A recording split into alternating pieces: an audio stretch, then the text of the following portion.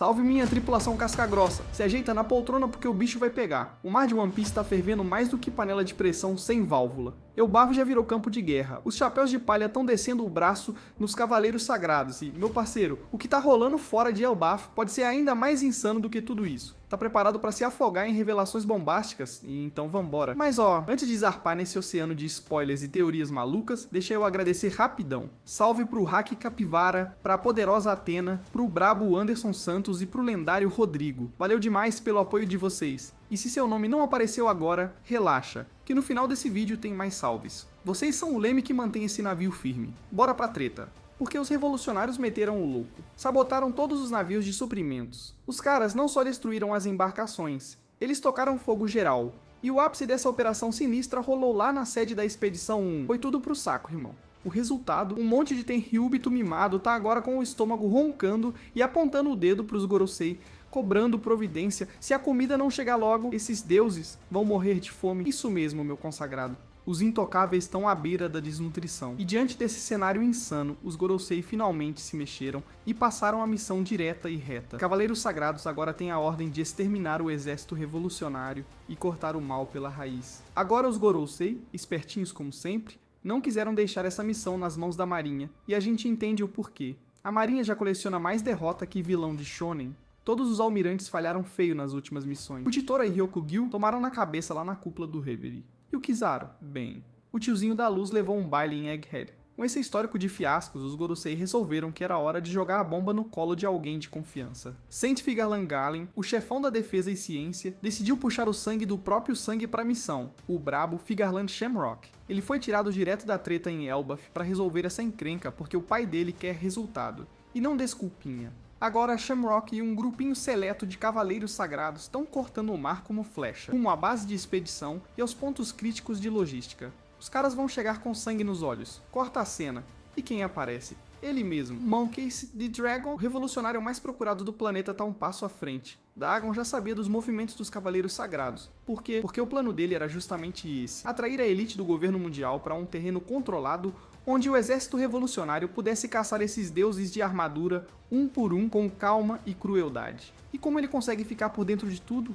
Com a ajuda dos corvos criados por Karasu. Quando invadiram Mary Joyce, Karasu espalhou suas penas em forma de corvos espiões. E desde então, o céu virou os olhos do exército revolucionário. Mas segura aí que tem mais jogador nesse tabuleiro. Dragon também já sacou a presença de Lavitte, um agente infiltrado que anda farejando os passos dos revolucionários. E Dragon não é bobo. Antes de cair de frente com os Cavaleiros Sagrados, ele quer apagar esse espião das sombras primeiro. Sem perder tempo, Dragon manda seu exército zarpar rumo à base de Expedição Umid. O clima tá tenso e os caras estão prontos para lutar até o último suspiro. Chegando lá, a gente vê Lavitte, ainda na surdina, vigiando de longe. Ele avista navios do governo mundial chegando cheios de suprimentos e já pensa em relatar tudo pro chefão dele, Kuro. Mas antes que a tensão exploda, a história corta de volta pra Ilha Elbaf, porque lá também tá rolando coisa pesada. Enquanto isso, em outro canto de Elbaf, o clima tá pesado. Somers e Gunko já estavam com as crianças gigantes sequestradas. E dessa vez, Somers não tá só fazendo cena, ele quer mostrar que tá no comando. Ele pega um dos pequenos gigantes e amarra o garoto com plantas espinhosas, deixando o clima ainda mais tenso. O grito da criança rasga o céu de Elbaf, amplificado pelos Dendemushi espalhados pela ilha. O desespero ecoa em todos os cantos, e aí vem a bomba. Somers deixa claro que se a escola e a biblioteca de Elbaf não forem destruídas imediatamente, então as crianças vão ser eliminadas no lugar. Isso mesmo, sem volta, sem misericórdia. Os gritos dilacerantes dos pequenos gigantes jogam os adultos numa espiral de pânico. E agora, toda a responsabilidade pesa nos ombros do velho guerreiro, Jaru. Porém, Jaru é um dos líderes mais respeitados de Elbaf. Não queria, de jeito nenhum, se ajoelhar diante do governo mundial. Mas a criança que gritava era o bisneto dele.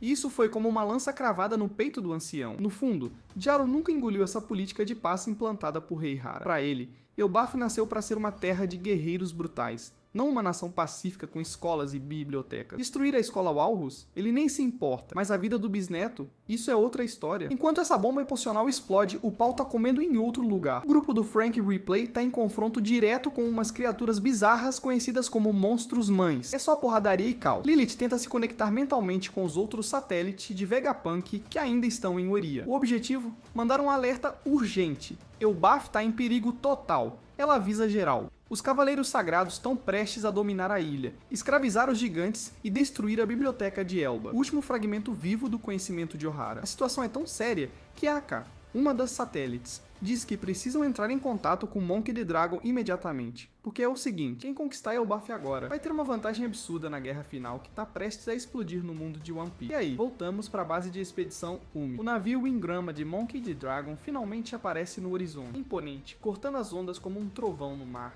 Mas a recepção não é das melhores. Alguns navios de guerra da marinha já estavam posicionados por ali, prontos para detonar qualquer um que ousasse chegar. Só que aí, o céu escurece num piscar de olhos. As nuvens se retorcem, o mar se levanta e um vendaval sinistro começa a soprar. Um enorme redemoinho de água surge ao redor dos navios de guerra da marinha, engolindo tudo pela raiz. Era o poder da Akuma no Mi de Monkey em ação, e que o mar, naquele instante, virou um verdadeiro cemitério de água. Sem perder tempo, Sabo aproveita a brecha e incendeia todos os navios logísticos do governo mundial. A cadeia de suprimentos que abastecia Mary Joyce foi para o fundo do oceano. Lavitt, que observava tudo de longe, já se preparava para relatar os acontecimentos a Kurohige. Mas antes que pudesse sequer pegar o Dendemushi, ele é arremessado longe. Karasu havia surgido como uma sombra atrás dele e atacado com precisão cirúrgica. Dragon não estava mais disposto a correr riscos. Os piratas de Kigigi já haviam atrapalhado demais, e Lavitt era um elo solto demais para ficar vivo. Sem hesitar, Dragon reúne sua força, cobre o braço com faíscas negras, uma demonstração absurda de hack do rei.